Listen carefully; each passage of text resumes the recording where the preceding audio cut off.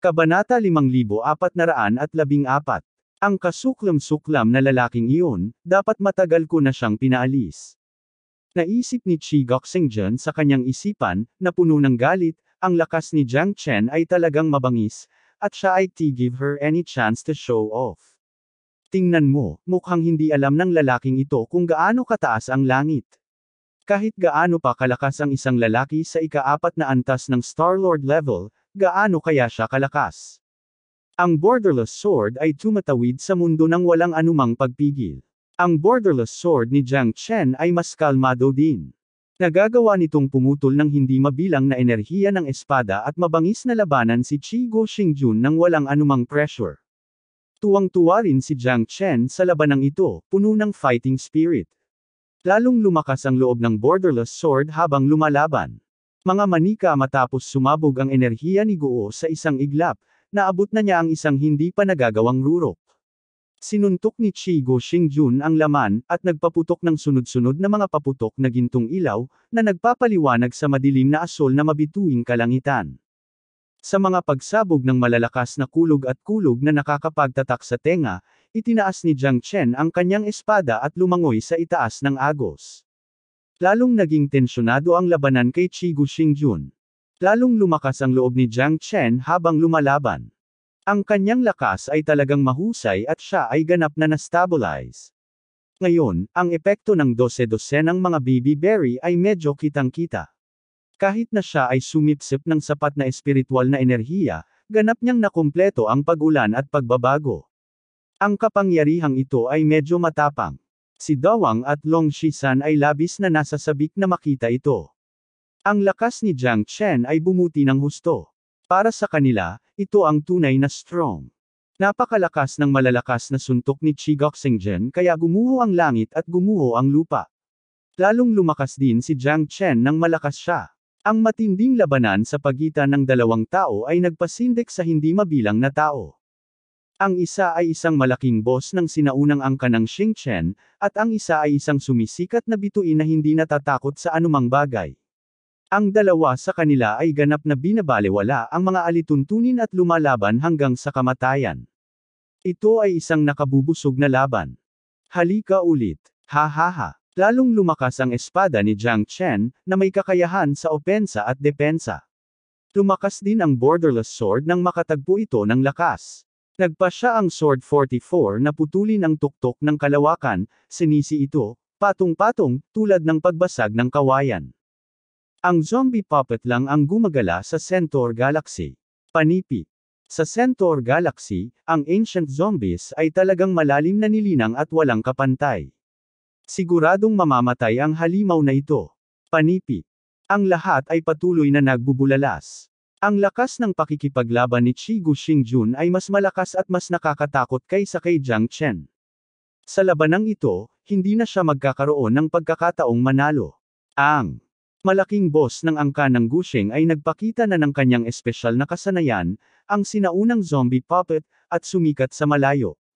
Hindi mabilang na mga tao ang natulala dito, may bahid ng takot, at hindi man lang naglakas loob na magsalita ng malakas. Itong dalawang zombie puppet na ito ang ultimate home mo, Panipi. Si Chi Goxingjun ay hindi nag-alinlangan. Sa pag-iisip, ang sinaunang zombie na puppet ay agad na sumugod patungo kay Jiang Chen. Si Jiang Chen ay nahaharap sa isang mabigat na kaaway. Sinubukan na niya ang lahat upang labanan si Chi Goxingjun noon, muling isinakripisyo ni Xingjun ang sinaunang zombie na puppet na ito, at lalo siyang na-refresh at masigasig. Si Jiang Chen ay isa laban sa 3, at siya ay napakahigpit at macelan, kahit na ito ay kaunti lamang.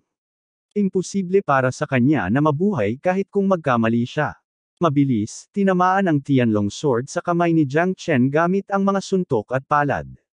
Ang Tianlong sword ay nanginginig ng husto. Ang Tianlong sword ni Jiang Chen ay tumunog, at ang bilis ng pag-atake ng dalawang pinuno ng zombie ay medyo nangingibabaw. Halos agad na pinigilan si Jiang Chen, isang serye ng mabibigat na pag-atake, na nagpabilis ng tibok ng puso ng mga tao sa takot. Si Jiang Chen ay nanatiling hindi nagbabago bilang tugon sa lahat ng mga pagbabago, at nakipag-away ng matindi sa punong bangkay, nang walang anumang pagod. Hahaha, kasama ko, ang sinaunang angka ng zombie kung ang malakas na labanan, ikaw ay hindi karapat-dapat. Kahit na, hindi ako tumitingin sa salamin para makita kung gaano ako kabigat. Ang sinaunang zombie puppet ay maihahambing kay Chigu Shingjun. Ikaw lamang, kahit na may 3 ulo at 6 na braso, ay walang kapantay. Itong lalaki na ito ay talagang isang bagay na walang sinumang nangangahas na maliitin. Hahaha. Mr. Chi Goxing, mukhang na-encounter din niya ang isang problema. Panipi. Sabi ni Yu Lian habang nakakross ang mga braso, ang kanyang mga mata, bahagyang simi, na may tame time na ekspresyon, handang kumilos anumang oras. Siyempre, bago tuluyang talunin si Chigu Shingjun, matatag pa rin siyang nakaupo sa daoyute at sinubukan ang kanyang makakaya na huwag kumilos. Tulad ng para kay Koi Malong sa gilid, ganoon din ang totoo. Kung mapatay ni Chigu Shingjun si Jiang Chen, mas mabuti para sa kanya na umani na lang ng mga benepisyo. Ngunit malinaw naman, alam din ni Chigu Shingjun na ang mga taong ito ay may kanya-kanyang agenda at sila ay pantay-pantay. Sa ilalim ng sitwasyong ito, hinding-hindi nila isa sa panganib na makipag-away hanggang sa kamatayan kay Jiang Chen. Kapag ang mga taong ito ay tumalikod sa kanya, ito ay magiging isang malaking bagay. Kahit na ang kamahalan ng sinaunang angka ng zombie ay umiiral pa rin, lahat sila ay matatakot dito, ngunit kung makuha nila ang tunay na kayamanan, ang mga taong ito ay maaaring hindi magbigay ng mukha sa sinaunang zombie clan. Sa lungguhit, patayin. Lalong tumindi ang pag-atake ni Jiang Chen. Dahil sa makapangyarihang aura niya, hindi siya magagapi. Nag-transform siya bilang isang dragon, na may pattern ng dragon na parang ginto. Walang humpay siyang humabol at patuloy na nilalaslas ang mga bangkay. Lalong dumami si Chigu Shingjun, madilim, umuungol na parang kulog, ang dagandong ay yumanig sa kalangitan. Hindi pa siya nakatagpo ng ganoong master. Talagang nalampasan ni Jiang Chen ang kanyang mga inaasahan. Ginamit niya ang lahat ng kanyang pamamaraan. Sa oras na ito, mukhang nahihiya pa rin siya. Isang hakbang na lang siya mula sa sinaunang zombie puppet, na wala ang kanilang orihinal na talas, at maaari lamang tumakbo pagod upang protektahan ang kanilang mga sarili. Kung patuloy kayong magbabantay, susunod ba kayo sa aking mga yapak, o ang angka ng Kolang at ang angka ng Yu ay parehong sakam sa buhay at takot sa kamatayan? Malamig nang umuso si Chigu Shingjun, at nagkatinginan sina Koi Malong at Yu Lian. Sa isang sulyap, hindi na sila nanahimik.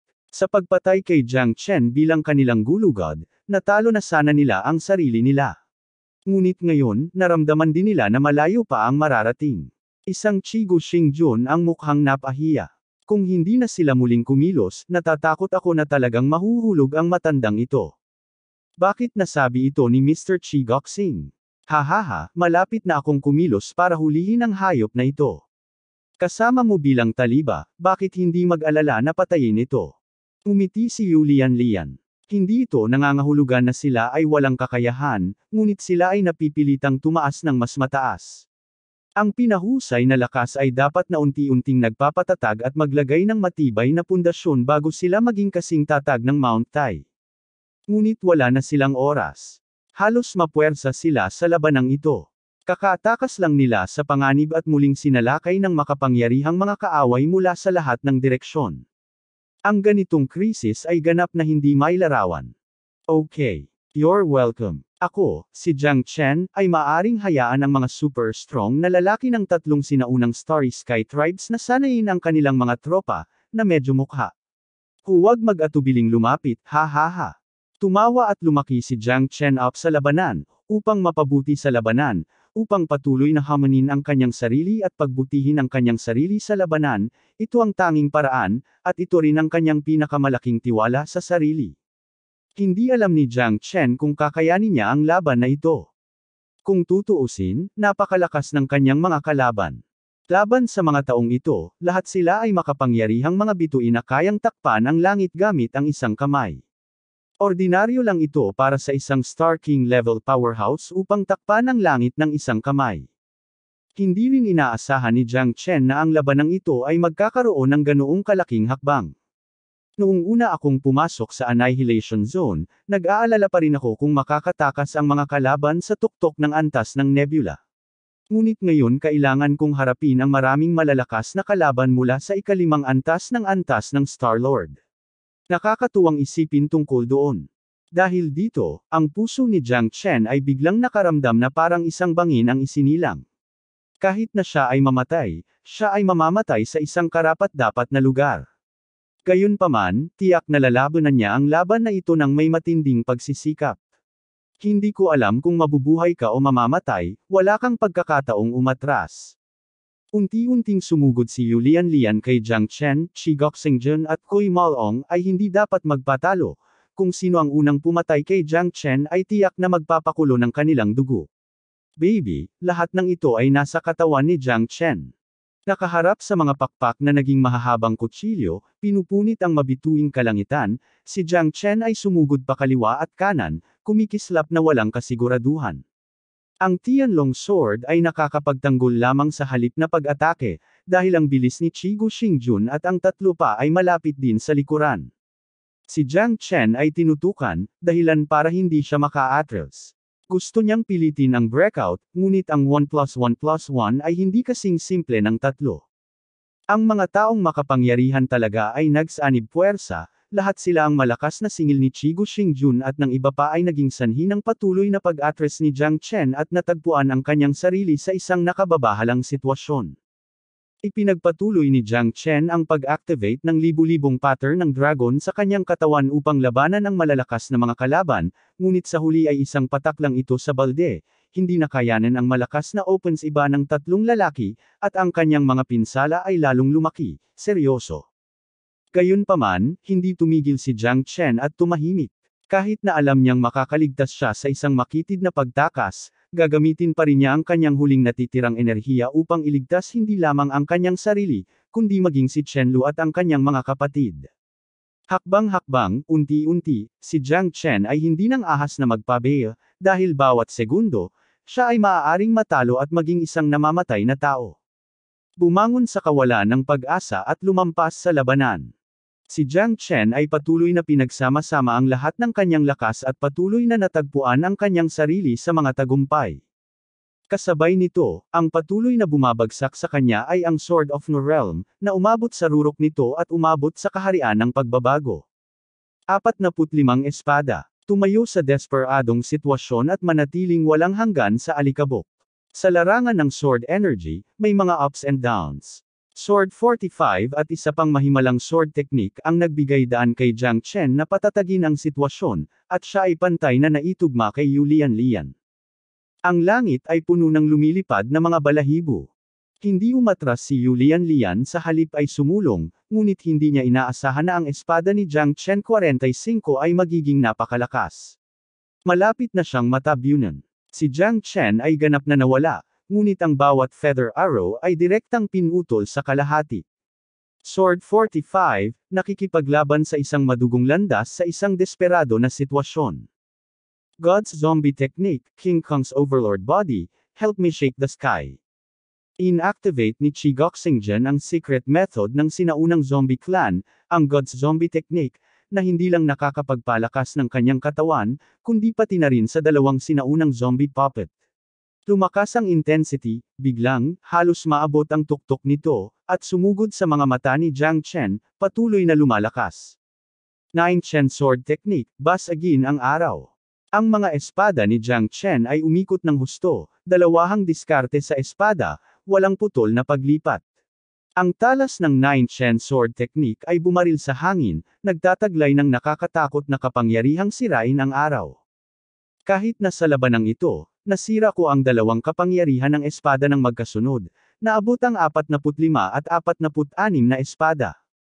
Sa isang espadang itinapon, tiyak na makapangyarihan ang Sword 46 ni Jiang Chen, ngunit hinarap niya ang pagkakasakal ng tatlong tao.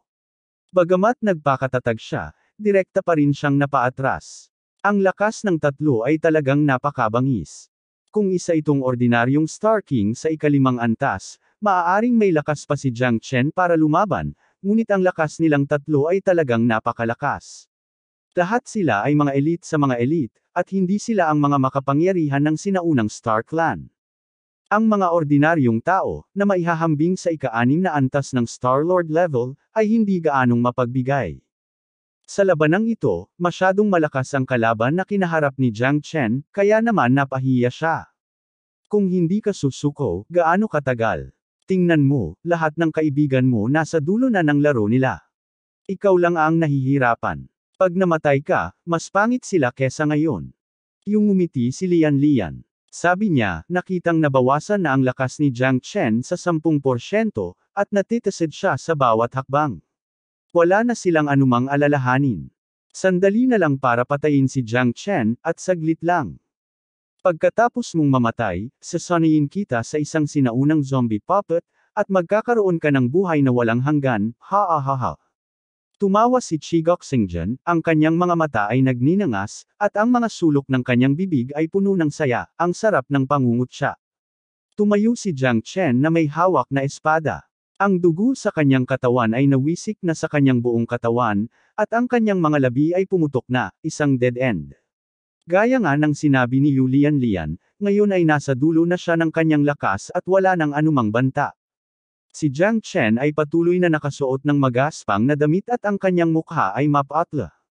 Kung kaya niyang patatagin ang lahat ng kanyang lakas, maaari pa rin niyang labanan ang tatlo sa kanila, ngunit sa harap ng biglaang pag-atake na ito, isang hakbang pa rin siya sa likuran. Huminga ng malalim si Jiang Chen, at ngayon ay mayroon na lamang siyang isang galaw, na ipakalat ang lahat ng mga bituin at iset up ang hanay ng pag-akyat. Sa ganitong paraan lamang siya magkakaroon ng kanilang lakas ay isang antas lamang na mas malakas kaysa sa kanilang sarili. Sa ilalim ng hagdan patungo sa langit, maliban kung ang kanilang lakas ay maaaring malampasan ang kanilang sariling tatlong antas, tiyak na hindi nila kayang pantayan ang kanilang bilis. Ang taong ito ay parang loach, madulas at mahirap hulihin. Galit na sabi ni Kui Malong, at sunod-sunod na itinapon ni Jiang Chen, at tila lumilibot siya ng libu-libong milya, at walang tiyus para tumakas ng desperado. Hindi pa rin pwedeng mag-alala ang lalaking ito sa kanyang mga kapatid at babae. Mukhang malakas ang loob niya. Sayang at hinding-hindi namin siya hahayaang makatakas ngayon. Malamig na ngumuso si Chigok Singjan. Makikita lang natin kung makakabalik ang 12 pakpak ko laban sa hangin. Huminga ng malalim si Yu Lian Lian. Ang Yu clan ay may kakaibang bentahe sa bilis, kaya sa laban na ito, tiyak na kailangan niyang maglagay ng higit na pagsisikap. Depende sa iyo Kuya Yu. Tumango ng mariin si Kui Malong. Mga lumilipad na balahibo sa buong kalangitan. Gliding style.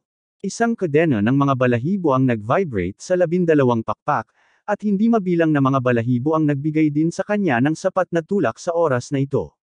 Pabilis ng pabilis ang kanyang bilis, hanggang sa papalapit na siya kay Jiang Chen. Ang tanga mo, ang matandang bastard na ito mula sa Yu clan ay talagang mahirap pakitunguhan. Sumimangot si Jiang Chen at nakalimutan ang tungkol sa lalaking ito. Talagang ang bilis niya, at hindi dapat maliitin ang mga master ng Yu clan. Munting hayop, huhulihin kita ngayon at gagawin kang miserable. Umiti si Yu Huanlian ng masama, at ang kanyang bilis ay palapit ng palapit kay Jiang Chen. Habang si Jiang Chen ay tumatakbo palayo, siya ay ginulo ng iba pang mga bagay at inayos ang lahat ng mga porma sayon ng all-seeing ascension to heaven. Ito ang tanging paraan upang magamit niya ang mga bituin at lahat ng mundo, at ito rin ang kanyang huling pagkakataon na kaligtasan ng buhay. Talagang hinahabol ako ng bastard na ito, na ikinagagalit ko. Kung magpapatuloy ito, tiyak na makakatakas si Xiao Chenzi sa kamatayan. Sumimangot si Dawang, at halata sa kanyang puso ang pag-aalala para kay Jiang Chen. Pero ngayon malamig na bamantong hininga si Dawang, tumawid gamit ang kanyang sibat, at inilabas ang tanikala ng balahibo. Upang mapanatili ang bilis ng paglalakbay ni Jiang Chen at mag-set up ng isang malaking porma sayon sa lalong madaling panahon, ganap ding handa si Dawang. 10 sunod-sunod na nag-away ang dalawa, ngunit sa wakas ay natalo si Dawang at patuloy na umaatras. Una, matagal na siyang mabangis na lumaban at wala na ang kanyang lakas. Pangalawa, hindi talaga maabot ng kanyang clone ang peak combat power. Napaatras din si Dawang ng isang suntok at nagsimulang tumakas. Ang braso ng Mantis ay ginagamit bilang isang kalisya. Ngayon ay gagamitin ko ang iyong malaking dilaw na aso bilang isang sakripisyo ng ngipin. Julian Huon sneered. Ang pagkain ng malaking dilaw na aso ay tiyak na makikinabang sa kanyang lakas, hindi lang ang buong katawan kundi pati ang buong katawan, mahalagang. Mabilis na hinabol ni Yu Lian. Sa oras na ito, pinipigilan din ni Dahuang ang kanyang ultimate move, naghihintay sa bilis ni Yu Lian na pabilis ng pabilis, papalapit at papalapit. Huminga ng malalim si Dawang, sinubukan ang lahat, at nabigla ang lahat. Puff! Nagkaroon ng nakakagulat na malakas na ingay, at napatulala si Yu Huanlian. Ang nakakagulat na umuto na ito ay direktang nagpasama sa kanya. Nasa likod mismo ng puwitan ni Dawang. Ang kanyang mukha ay umuusok, at ang kanyang buong katawan ay natatakpan ng usok.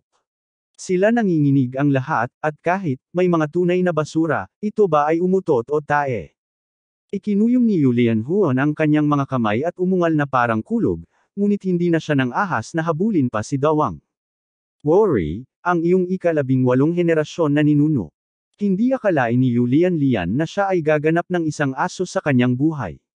Ang lasa, ang asim, ang hininga. Kahit saglit, nakita na niya ang sarili niyang so milky. Nakakalason. At ito ay lubhang nakakalason. Si Yu Huanlian ay patuloy na nagsusuka, ang kanyang mukha ay malabnaw, at sa loob ng 1,000 milya, wala nang buhay na natitira. Kung hindi dahil sa lakas ni Yu Lian. Para kay Jiang Chen, ito na ang kanilang huling pagkakataon. Ang Vientiane Ascension Array ay nagpapaikli sa kapangyarihan ng lahat ng mga bituin sa nakapalibot na libu-libong milya, at ang kapangyarihan sa itaas ng mga bituin, lahat ay natipon ng sama-sama, ikinalat sila ni Jiang Chen na may porma sayon, nakakalat sa kalangitan, at umangat sa kalangitan. Si Jiang Chen ay umatras mula sa Dawang, Longshisan at iba pa, at binuksan ang magic circle ng buong puso. Hindi mo pinahahalagahan ang iyong mga kakayahan. Gusto mo pa rin kaming hadlangan gamit ang sarili mong lakas. Ikaw ay nagnanasa. Naiinis na sabi ni Yu Lian, hindi man lang sineseryoso si Jiang Chen. Ang kanyang porma sayon ay hindi maaaring maging huling paraan.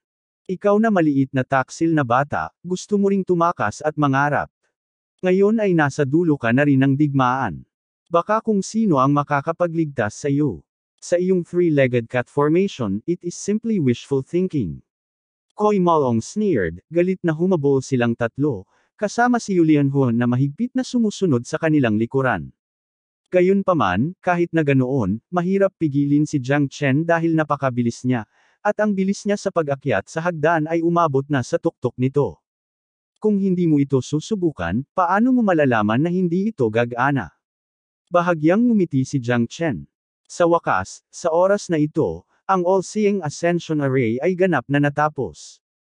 Hindi mabilang na mga bituin ang nagniningning, at ang maliit ang mga ilaw ng bituin ay patuloy na lumalakas.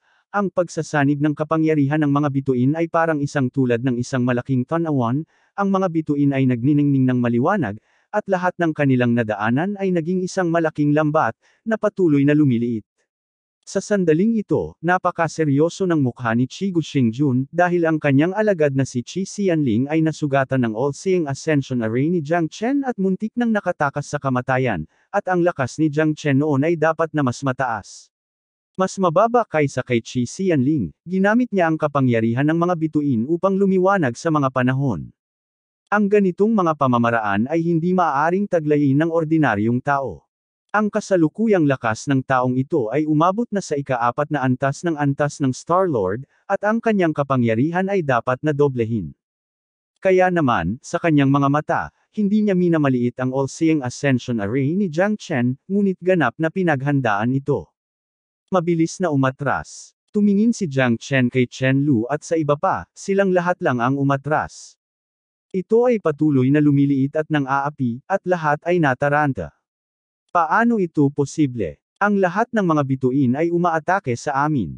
Tingnan, ang mga cosmic na bituin, mga cosmic fragment, at mga cosmic meteorites ay lahat ay dumating sa pamamagitan ng hangin at nagsimulang magsunog. Mga bituin. Sa loob ng libu-libong taon, wala pa akong narinig na sino mang may ganoong kakilakilabot na kapangyarihan. Panipit. Lahat ng phenomena ay umakyat sa langit, lahat ng phenomena ay pinag-isa, at lahat ay ginawang gamit ng isa. Demonyo ba ang taong ito? Stars the power sa mga bituin, walang sino man sa mundo ang maaaring gumamit ng kapangyarihan ng mga bituin. Nagsimulang magmukhang gulat ang lahat at labis na kinakabahan, dahil naramdaman nila ang hindi nakikitang pakiramdam ng pang-aapi na naging dahilan upang hindi sila makagalaw. Ang Vientiane Ascension Array ay nagsimula ng bumaba sa mundo ng mga tao. Tingnan mo kung paano ko malalampasan ang iyong magic circle na puno ng langit, buksan mo ito para sa akin. Gayunpaman, sunod-sunod na nalaglag ang mga bituin, at nang mabilis na bumabagsak, nabasag nila ang hangin, nag-alon ng apoy na nanginginig sa lupa, at tinamaan si Kuimulong. Ang kapangyarihan ng mga bituin ay walang kap-oras. Napasigaw si Kuimulong at walang tigil na umatras. Ang ganitong uri ng kapangyarihan ay maaaring makipag-ugnayan sa mga bituin na lumulutang sa nakapalibot na sansinukob at gawin itong sariling gamit. Ito ay sadyang kakilakilabot. Malaki at maliit, lahat ng bituin sa langit ay naging miyembro ng lahat-lahat na hanay ng pag-akyat na ito. Walang paraan para maiwasan niya ito, at walang paraan para umatras. Hindi ako naniniwala. Hindi ko tinatanggap. Nagalit si Kuy Malong sa kahihiyan, ngunit kahit anong pilit niya ay hindi niya ito mababago. Ito ay isang hindi mapag-aalinlanganang katotohanan. Hindi lamang siya ang nag-iisang sunod-sunod na hiyaw, yung mga nasa unang yugto ng Star-Lord level, kahit na ang mga master na hindi man kasing husay ng Star-Lord ay mas miserable pa sa kanya, maraming tao ang napasok ng mga bato sa katawan at naging nana. Ang Long Futu ay parang bawal na pag-iral noong sinaunang panahon. Siya lamang ang maaaring gumamit ng kapangyarihan ng mga bituin. Tanging ang tunay na sinaunang angkan ng bituin ang nakakaalam tungkol sa balitang ito, at walang ibang nakakaalam tungkol dito. Malamig ang boses ni Yu Huanlian. Aniya, at lalong nabalisa ang puso niya. Ang Vientiane Ascension Array ni Jiang Chen ay ganap na dinurog ang higit sa 30 Star River battleship. Parami ng parami ang namatay na walang libingan. Ang kanilang mga katawan ay binasag ng malalaking bato, at ang kanilang mga laman at dugo ay malabo. Higit sa 30 Star River battleship, ito rin ay nabasag ng mga bumabagsak na bituin, at ito ay isang kahabag-habag na lugar. Lola, sobrang saya. Ang mga mata ni Long Shisan ay kumislap ng ginintuang liwanag. Sa labanang ito, si Xiao Chenzi ay tumawid sa mundo gamit ang kanyang sariling lakas.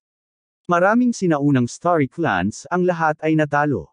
Sobra talaga. Nag-enjoy. Pervert pa rin si Xiao Chenzi. Tahimik na sabi ni Dawang. Sinamahan ng mga alon ng desperadong Dagandong, mahigit 30 Star River battleship ang nawala, at 12 na lamang ang natitira sa Star-Lord level expert. Ang natitirang mga tao ay patay na lahat.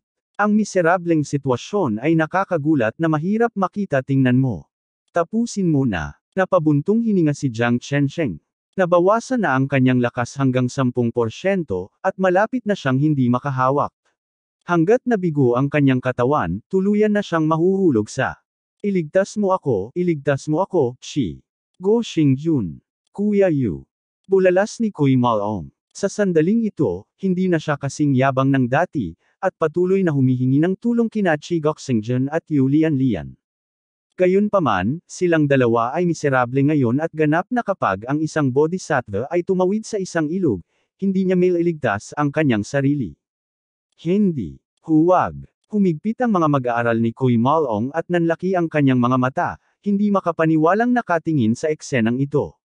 Siya, isang makapangyarihang tao sa ikalimang antas ng Star-Lord, ay talagang nabuhayan ng kapangyarihan ng mga bituin sa sandaling ito. Durog hanggang mamatay, sumabog ang laman at dugo, at ang mga pintura ay lumipad sa abo. Si Yu Huanlian at Shi Goxingjian ay takot na tumatakbo. Ang kanilang mga mata ay puno ng gulat at takot. Gusto lang nilang umalis sa lalong madaling panahon, at gusto lang nilang magmadaling lumabas ng All Things Ascension Array na buhay. Puff. Puff. Puff. Hanggang sa dalawa na lang silang natitira sa buong Starry Sky Formation. Sa oras na ito, si Jiang Chen ay ganap na nawala ang lahat ng kanyang lakas. Siya ngayon ay ganap na hindi makontrol ang All-Seeing Ascension Array. Para sa sinuman, ang sandaling ito ay hindi malilimutan, lalo na sina Yu Huanlian at Shi Goxingjian. Hindi nila pinangarap na sa pagkakataong ito, bilang mga pinuno, na manggana sa mga master ng angkan hanggang sa puntong ito, silang lahat ay mamamatay sa labanan, kahit na ang dalawa sa kanila ay halos nakatakas din, kamatayan. Si Jiang Chen ay lumuhad sa isang tuhod, ang kanyang mukha ay mapatla, at ang Vientiane Ascension Formation ay wala rin sa kanyang kontrol sa oras na ito. Dahil dito, si Yulian Lian at Chi Goxingjian ay mabilis na umatras, ang kanilang mga mata ay puno ng sorpresa. Si Jiang Chen mismo ay pagod na pagod. Hindi na posible na magdulot ng anumang pagbabanta sa kanila, at sa oras na ito, nagmamadali na rin silang naghahanda para tumakas, nang walang kahit katiting na pagkakataong huminto. Ito na ang huling pag-asa para sa kanila. Nagkatinginan silang dalawa, gumulong at gumapang, at nagmamadaling lumabas sa lahat-lahat na hanay ng pag-akyat na unti-unting kumalat. Sa kabutihang palad, si Jiang Chen mismo ay napagod, kung hindi, ang dalawa sa kanila ay malamang na hindi nakaligtas. Boy, let's wait and see. Ako, the Gusheng clan, will never let you go. Umalangaw-ngaw sa langit ang dagandong ni Chi Goxingjian. Sa oras na ito, ang kanyang figure ay naanod na at nawala sa kalangitan. Sa malawak na universo, agad na sumugod si Chen Lu at tinulungan si Jiang Chen na makatayo, puno ng pag-aalala ang kanyang mukha. Kuya, okay ka lang. Ang sarap talaga ng pakiramdam na ito. Ang mga mata ni Long Shisan ay nagliliyab, at siya ay labis na nasa sabik. Sa kanilang kasalukuyang lakas, hanggat ang Starry Sky Ancient Clan ay hindi lalabas ng buong lakas, sila ay karaniwang walang pagkakataong magkita, kahit sinong kalaban. Matapos ang napakaraming taon ng paghabol at pangangaso, naramdaman ni Long Shisan na naging tuwid ang kanyang baywang. Ang kumpiyansa ay nagmumula sa lakas. Sa pagkakataong ito kapag pumunta tayo sa France, hindi na natin kailangang maging palihim. Umiti si Dawang, matalas ang mga mata at puno ng fighting spirit. Flan Xing, nandito na tayo. Dumiretso ang lahat sa Frank Star. Sa paghahanap lamang ng ninuno ni Fran mailigtas nila si Chen Qingqing. Dati, nang ang kanilang lakas ay hindi kasing lakas ng Star-Lord level powerhouses, puno sila ng pag-iingat tungkol sa paglalakbay sa Frank Star, ngunit sa pagkakataong ito, nakapasok na sila ng hayagan. Ang 7 Star-Lord level na powerhouses ay ganap na siguradong pupunta kung saan man sila magpunta. Ito ay isang puwersang sumasabog. Gayunpaman, hindi ito ipinakita ni Jiang Chen at ng iba pa. Sa halip, pinili nilang itago ang kanilang lakas at idiniin ito hanggang sa pinakamataas na antas ng nebula. Kahit na ganoon, medyo nakakatakot pa rin. Bagaman mayroong hindi mabilang na makapangyarihang mga tao sa magandang Frank Star, ang pinakamataas na antas ng nebula ay wala sa lahat ng dako. Matapos makapasok sa France Star, nalaman ni Jiang Chen at ng iba pa na ang Star Master ng France Star ay tinatawag na Fatung Tian, binansagan na outlaw. Sa buong France Star, dapat siya ang boss, at siya ay napakalakas. Sino ang maglalakas loob na sumuway? Si Fatung Tian ay napakalupit at kilalang kilala, ngunit siya ay masyadong malakas at ito ang kanyang teritoryo. Sino ang maaaring gumawa ng anumang bagay tungkol dito? Tungkol naman sa tinaguriang Ancestor of Fran, nagkunwari silang nagtanong sa maraming tao, ngunit walang silbi, walang nakakaalam kung nasaan ang Ancestor of Fran. Sa isang tavern, umupo si Jiang Chen at ang iba pa para magpahinga at uminom ng tsaa, lahat ay nakasimangot. Mukhang hindi ganoon kadaling hanapin ang ninuno ni Fran. Nag-aalalang sabi ni Lan Lingji. Medyo marami na silang tinanong, ngunit walang resulta. Mahirap sabihin. Hindi natin maaalerto ang kalaban ngayon. Kung gusto nating mahanap ang ninuno ni Fran, kailangan nating gawin ito ng hakbang-hakbang. I guess we have to find Fatung Tian, the Star Master of Fran. Sabi ni Chen Lu sa mahinang boses. Hindi ganoon kadali. Ang Fatung Tian ay hindi isang lampara na matipid sa gasolina. Hindi mo ba pinakinggan ang mga aborigines ng Flan Star? Ang lakas ni Fatung Tian ay kasing lakas ng Star-Lord Fifth Heaven, at nasa kanya ang mga ninuno ni Flan bilang kanyang suporta. Hindi natin ito basta-basta. Mataimtim na sinabi ni Jiang Chen. Napakarami natin, mahirap ba siyang matakot? Hindi ko talaga sineseryoso sa 5th level ng Star-Lord level. Sabik na sabi ni Long Shisan. Inilibot ni Dawang ang kanyang mga mata kay Long Shisan at nginisyon. Ikaw namang init, hindi ka ba nakinig kay Xiao Chenzi? Ang Fatung Tian na ito ay ang ninuno ni Fran bilang suporta nito. Kung gusto nating umatake sa pamamagitan ng puwersa, hindi ganoon kadali. Ang ninuno ng Fran, napakakaunting mga tao ang nakakaalam kung gaano ka-pervert ang ninuno, ngunit ang bituing Fran na ito ay hindi isang tigang na lupain. Kung ang isang tao ay hindi natatakot sa ninuno ni Fran, pinawi na nila ang lahat ng ito. Oo, at ito ang Ether Star Territoryo. Sa kailaliman ng Ether Star Territory, kung gusto mong tumawid sa Ether Star Territory at pumunta dito para agawin ang kayamanan, kailangan mong dumaan sa Ether Star Territory. Sinasabi na ang Territory Lord ng Ether Star Territory ay hindi vegetarian. Sabi ni Jiang Chen, at saglit, lahat ay walang pakialam. Wala akong ideya kung paano mahahanap ang ninuno ni Fran. Mga kapatid, narinig ba ninyo?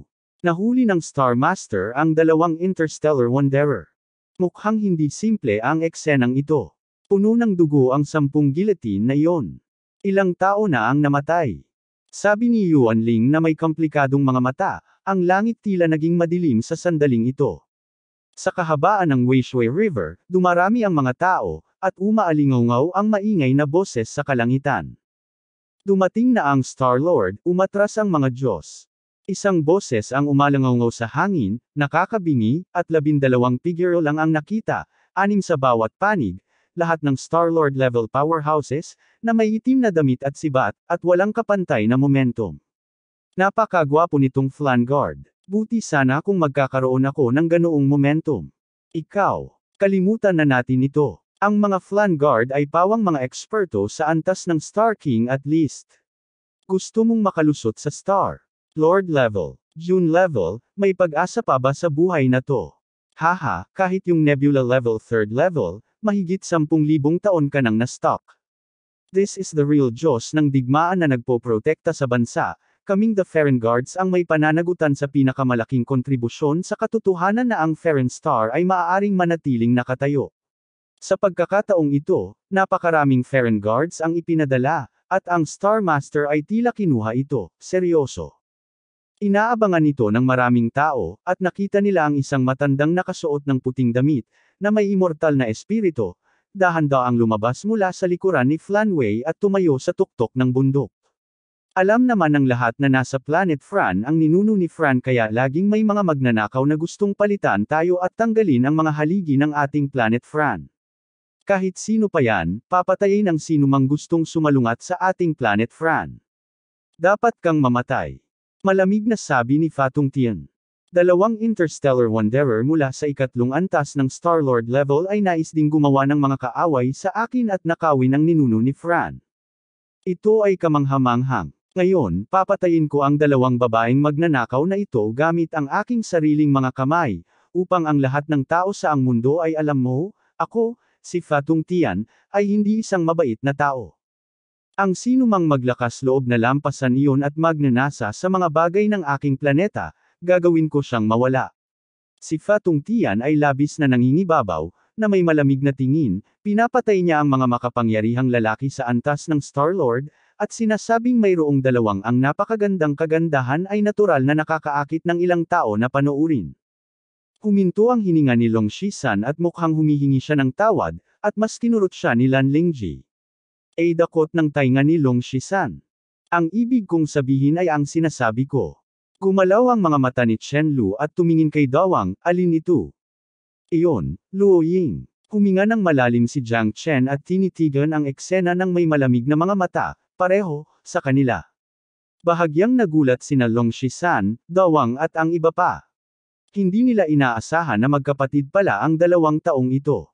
Tuying, Xiao Xiao, hindi ko inaasahan na makikita ko kayong dalawa dito. Bulong ni Jiang Chen. Ang dalawang nakamamanghang Interstellar Wanderer ay walang iba kundi sina Chi Luoying at Jin Xiao Xiao. Tila dumating siya sa tamang oras. Kung ito ay ilang sandali pa, sino ang nakakaalam kung ano ang mangyayari, malamang na pagsisihan ito ni Jiang Chen at kapuputin ang kanyang sarili sa buong buhay niya. Ano ang dapat nating gawin ngayon? Bulong ni Long Shisan. Ano pa bang magagawa ko? Kailangan kong gawin ito. Mataimtim na sabi ni Dawang. Tingnan muna natin ang sitwasyon. Sabi ni Jiang Chen sa mahinang boses. Sa mga sandaling ito, walang mas sabik sa kanya. Ang dalawang babaeng nasa harapan niya ay ang tunay na nagmamahal sa kanyang puso. Hinding-hindi siya papayag na may manakit sa kanila. Sa pagkakataong ito, malamang na hindi na maiiwasan ang labanan ng Frank Star. Ngayon, bibigyan ko kayong dalawa ng pagkakataon. Hanggat sasabihin mo kung sino ang nag-udyok sa iyo, kaya kung hayaan kang mabuhay. Sabi ni Fatong Tian sa malalim na boses, na nakatayo sa harap nina Jin Xiaoxiao at Shi Luoying. Ugutan o patayin, ikaw ang bahala. Malamig na sabi ni Jin Xiaoxiao, mga bounty hunters sila. Who is this person? Dare to cause trouble on my planet, France. Malamig na sumulyap sa kanya si Fatong Tian. Libu-libong tao ang nagtinginan sa isa't isa na hindi makapaniwala. Kailangan mong malaman ang relasyon sa Planet France. Kung gagawa ng tama ang Panginoon, magiging kalaban niya ang buong planeta ng France. Sino ang mangangahas na magkamali? Ang dalawang dilag na ito ay kasing ganda ng mga Diyos. Hindi ba't nakakaawa kung sila'y papatayin ng ganito? Dumating si Jiang Chen sa himpapawid at lumitaw sa kawalan, nakatayo ng magkaharap kay Fatong Tian. Sa sandaling iyon, agad na namula ang mga mata ni na Jin Xiaoxiao at Shi Luoying. Kapatid na Jiang Chen, iyon ang kapatid na pinapangarap nila araw at gabi, at ang pagmamahal na hindi nila malilimutan hanggang sa sila ay mamatay. Oh, parang gusto mo pang maging bayani at iligtas ang kagandahan. Napakalakas mo, hindi masama, at nakatakas ka pa sa pagtugis ng mga French guards ko. Mukhang pinaghandaan mo ng husto. Nakatitig si Fatong Tian kay Jiang Chen at sinabing may mahinang ngiti. Hindi siya galit, ngunit tumingin sa kanya ng nag-aalab na mga mata. Ang dalawang babaeng ito lang ang gusto ko. Siguro kung mapapadali ako ng Star Master. Siguro kung sapat na ba ang dalawang tabletang ito para magligtas ng mga buhay. Nakatakas si Jiang Chen mula sa dalawang Great Return Pills na espesyal na pinahusay niya. Ang pino, kahit na ang Star-Lord level powerhouses ay maaaring agad na maibalik ang kanilang combat effectiveness. Ang mga nakakatakot na epekto nito ay lubhang nakakatakot. Ang Star-Lord level powerhouses ay hindi rin maiiwasan, at ito ay katumbas ng pagkakaroon ng dagdag na buhay. Hindi, dalawang buhay. Sa isang buhay at kamatayang labanan, ang pagkakaroon ng mahusay na repayment elixir na ito sa kamay ay parang isang tigre na may higit pang kapangyarihan. Gayunpaman, para kay Jiang Chen, ang 6 Patterns Great Return Pill ay isa lamang na bigong produkto ng kanyang eksperimento. Hindi siya kakain ng kahit anong mas mababa sa ika-10 baitang. Ang makitang unti-unting nagninangas ang mga mata ni Fatong Tian, ito ay isang magandang bagay. Maganda ang elixir, ngunit ang dalawang babaeng ito, na gustong nakawin ang aking ninuno ni France Star, ay tiyak na mamamatay. Matigas na sabi ni Fatong Tian. Iniunat ni Jiang Chen ang kanyang backhand, at dalawa pang Great Returning Pills ang lumitaw sa kanyang kamay. Ikaw, kaibigan, naayos ko na. Ang sitwasyon lalo na kung nasaan ang ninuno ni Fran, hindi niya alam kung kaya niyang itigil ang digmaan dito at gawing pagkakaibigan ang digmaan, iyon ay pangwakas na ideya. Hanggat sila ay tao, sila ay sakom. Ang 6 na Great Return Pills of 6 Patterns na itinuturing kong basura ay sinasamba ni Fatong Tian bilang mga Diyos. Hindi ba darating ang pagkakataong ito? Higit pa rito, ang inaalala ngayon ni Jiang Chen ay sina Jin Xiaoxiao at Shi Luoying. Nagsasama pa rin ang dalawang babaeng ito sa hindi malamang dahilan, na talagang ikinagulat niya at medyo ikinagulat niya. Ang bisita ay isang panauhin, at bibigyan kita ng mga masaganang regalo. Ako, si Fatong Tian, ay napakagalang. Hindi ko alam kung paano tatawagan ang aking mga kapatid, at saan sila nanggaling. Hindi tanga si Fatong Tian. Kaya niya gumawa ng ganoong kalaking deal, kung sakaling may lumabas na master mula sa sinaunang Star Sky Clan. Kung magkakaroon ka ng karanasan, kikita ka ng maraming pera, at pinakamainam na huwag gumawa ng mga kaaway sa gayong mga tao. Jiang Chen. Mahinahong sabi ni Jiang Chen, malamang na kumalat na ang kanyang reputasyon, at sa oras na ito, hindi na niya kailangang maglihim. Jiang Chen. Hindi kaya siya ang Black Demon God na si Jiang Chen na napapabalitang tinalo ang maraming masters ng Starry Sky Ancient Clan sa Black Hole Annihilation Battle. Panipi. Totoo ba? No way. Ang lakas ng lalaking ito, medyo nakakatakot. Narinig ko noon na kumakain siya ng mga tao nang hindi niluluwa ang kanilang mga buto. Hindi ito totoo. Ang lugar ng black hole annihilation ay pinakamalapit sa ating bituin ng France. Gaano katagal, lumitaw siya, sa ating bituin ng France? Masyadong normal ito. Sinasabing si Jiang Chen ay nakapatay ng maraming tao, kung hindi ay hindi siya tatawaging Black Demon God.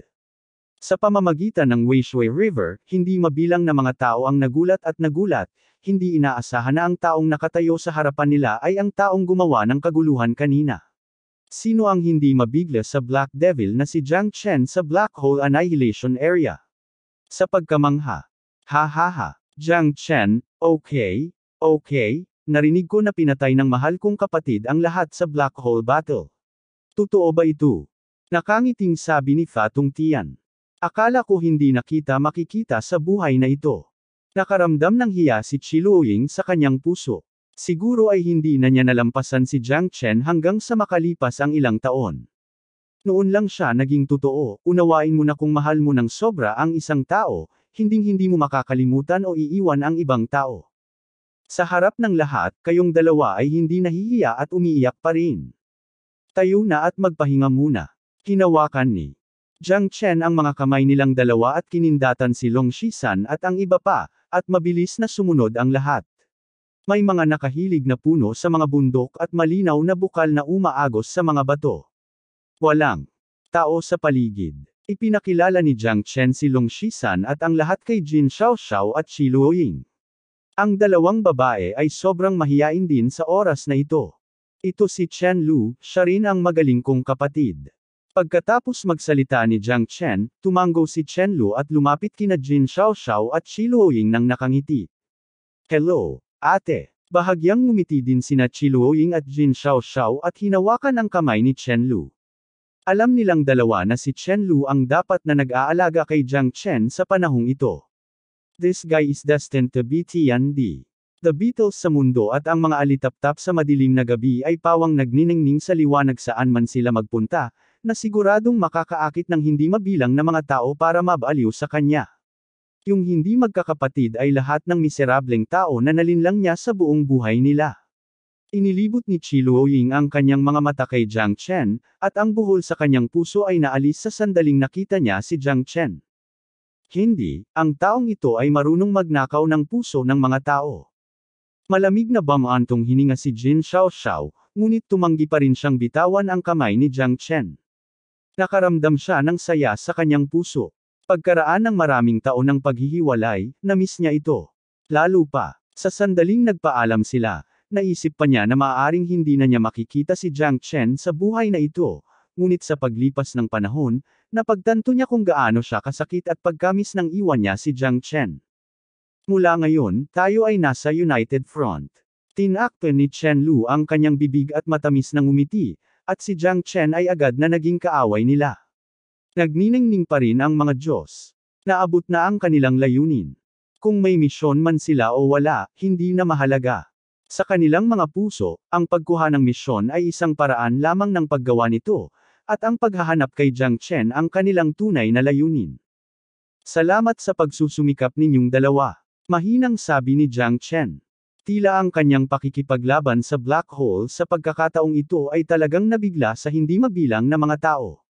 Ilang tao ba dapat ang nasa mahigit 100 mga kalawakan? Maging sikat sa buong mundo sa isang laban. Nasaan ang ninuno ni Fran? Nakita mo na ba? Pumunta kami sa Fran Planet sa pagkakataong ito para hanapin ang ninuno ni Fran. Malaki ang silbi ng bagay na ito. Ginagamit namin ito para iligtas ang mga tao. Sabi ni Jiang Chen. Ang ninuno ni Fran ay nasa Star-Lord's Mansion. Napakalaki nito. Sa likod ng Star-Lord's Mansion ay isang malawak na kagubatan. Nakatago ang ninuno ni Fran sa malaking gubat na ito. Ang ninuno ni Fran ang nagpalaki sa kanya. Si Star Fran, ang ninuno ni Fran ay libu-libong milya ang taas, ngunit si Fatong Tian lamang ang makakahanap ng ninuno ni Fran. Pagkatapos naming pumasok sa malaking kagubatan sa likod ng Star-Lord's Mansion, natuklasan kami ni Fatong Tian at nahuli kami. Jin Xiaoxiao was very seryoso at medyo nanlumo, ngunit kung tutuusin, ang kanyang mga kasanayan ay mas mababa kaysa sa iba. So, hindi mo pa nahanap ang ninuno ni Fran. Kumunot ang noo ni Jiang Chen. Mukhang medyo malakas ang pagbabantay ni Fatong Tian. Umiling si Chi Luoying, ang lakas ni Fatong Tian ay hindi bababa sa ikalimang antas ng Star-Lord. Nang makapasok siya sa kagubatan ng France, tila mas lumakas ang kanyang lakas. Kung gusto nating tumakas na dalawa, he would not napakadaling mahuli. Walang problemang tumakbo kahit isa. Ngunit ang kanyang lakas ay tumaas ng husto sa kagubatan ng Fran. Hulaan namin na dapat siyang magkaroon ng magandang relasyon sa ninuno ni Fran. Mukhang depende din sa ninuno ni Fran ang pagiging malakas. So, this guy's strength may be more powerful than we imagined. Mabuti pa ay mayroon kang mahalagang gagawin. Ang malaking pagsabog ng black hole ay nagpabagabag na sa akin. Maraming mga sinaunang tribo ng bituin ang gustong magtanong sa akin. Ano ang problema? Iulat ito ng mabilis. Para magulat sa Territory Lord, nakita ko ang mga bakas ni Jiang Chen, at pumunta siya sa Planet Fran. Kinakabahang sabi ni Fatong Tian. What? Okay. Try to hold him steady. Susugod ako sa lalong madaling panahon. Huwag mong takutin ang ahas. Medyo hindi. Kumbinsido si Fatong Tian sa mahinang boses ng Domain Lord. Sa sariling lakas, sa tulong ng ninuno ni Fran, siya ay lubos na nagtitiwala na papatayin si Jiang Chen, ngunit ang Panginoon ng teritoryo ay nagsabi sa kanya na mag-ingat at huwag kumilos ng padalos-dalos. Ito ay naging sanhi ng kalungkutan ni Fatong Tian. Ako ba ay hindi karapat-dapat sa iyong pagtitiwala? Kung kinakailangan, gagawa ako ng espesyal na aksyon. Territorio Lord, huwag kang mag-alala, tatapusin ko talaga ang gawain. Fatong Tian daw. Huwag kang padalos-dalos. Mag-ingat at hintayin mo ako. Ibinaba ng Territory Lord ang Jade Sleep ng mensahe, mabilis na sinimulan ang kanyang paglalakbay, at dumiretso sa Frank Star. Umiling si Fatong Tian, na may seryosong tingin, masyado talagang maingat ang Territory Lord. Kung ako, si Fatong Tian, ay gustong sirain sila, tiyak na magiging isang piraso ng cake ito. Sa Star-Lord's Mansion, nagkaroon ng malaking piging, at pumunta doon si Jiang Chen at ang dalawa pa, lumabas si Fatong Tian upang personal siyang batiin. Ito ang kanyang Diyos ng kayamanan, paanong hindi niya ito pakikitunguhan ng maayos? Kuya Jiang, pakiusap. Umiti si Fatong Tian at tinanggap si Jiang Chen. Ang dalawang ito ay dapat na magkapatid na kapatid ni Brother Jiang, tama ba? Ang hari ng unggoy sa mga tao at ang emperador sa mga aso. Sila ay talagang namumukod tanging mga talento. Napakakomplementaryo ng Star-Lord, mangyaring.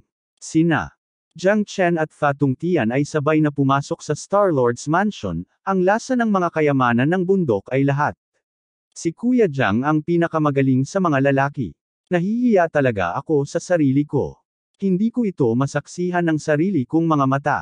Isang malaking panghihinayang. Ang pinakagusto kong kaibiganin sa buhay ko ay ang mga bayani ng mundo. Ngayong dumating na si Brother Jiang sa aking teritoryo, hindi ako maaaring maging mapang-uyam. Lahat, dapat kayong uminom ng 300 tasa kasama ko ngayon. Hinahangaan kita sa pagiging isang lalaki, at ibibigay ko sa iyo itong bunga ng batas. Panipi. Nanunumpa si Fatong Tian. Saglit, kahit si Dawang at Long Shisan ay natigilan. Paano kaya naging napakabait ni Fatong Tian? Talagang hinahangaan niya sila. Hindi makapaniwala si Jiang Chen sa pahayag na ito. Napangiti si Fatong Tian. Sabi niya, pero, gusto ko pa rin ng Great Return Pills. Siguro, Kuya Jiang, may stock ka pa ba? Siyempre, kung wala si Brother Jiang, hindi ko ito pipilitin. Umiti si Jiang Chen at sinabing, dahil ang Star-Lord ay napakabuti at bukas palad, paano ko ito mapapahalagahan? Handa akong bigyan ka ng 5 pang Great Return Pills, at sana ay hindi ito magustuhan ng Star Master. Sa pamamagitan lamang ng pagbabalik ng kagandahang loob natin maipapakita ang ating tunay na kulay. Panipi. Ang mga salita ni Jiang Chen ay lalong nagpasigla kay Fatong Tian. Gaya ng inaasahan, mayroon pa rin ang batang ito. Mukhang hindi mali ang kanyang pinili. Sa isang iglap, 5 Great Return Pills ang lumitaw sa kamay ni Jiang Chen, at ibinigay ito ni Jiang Chen kay Fa Diretso si Tung Tian. Umabot ito sa langit. Matuwid si Kuya Jiang. Gayunpaman, ang bunga ng kautosang ito ay nasa puno pa rin ng mga ninuno ni Fran at hindi pa ganap na hinog, ngunit ang oras para sa iyong pagdating ay tamang-tama. Ang bunga ng batas na ito ay tumatagal ng 30,000 taon upang mamulaklak, 30,000 taon upang mamunga, at 30,000 taon upang maging mature. Ito ay tumatagal ng 70,000 taon upang magbunga ng isang bunga ng batas. Ngayon ay wala pang isang taon, at ang bunga ng batas na ito ay aabot sa maturity stage. Sa oras na iyon, ang low fruit na ito ay aabot sa maturity. Ako mismo ang pumitas ng bunga ng batas at ibinigay kay Brother Jiang. Panipi. Napasimangot si Jiang Chen sa sinabi ni Fatong Tian. Mukhang hindi pa mature ang bunga ng utos na ito. Ang likod ng bundok at malalaman mo sa isang sulyap. Labis na pagmamalaki ni Fatong Tian. Hinawakan niya ang kamay ni Jiang Chen at dumiretso sa likod ng bundok. Sa malawak at walang hangganang kagubatan, tulad ng inaasahan, sa likod ng bundok, sa isang kagubatan, direktang itinuro ni Fatong Tian ang isang bituin sa hindi kalayuan. Ang isang maliit na puno na 5 metro lamang ang taas ay may berdeng prutas sa ibabaw nito. Hindi ito madaling makita maliban kung titingnan mong mabuti.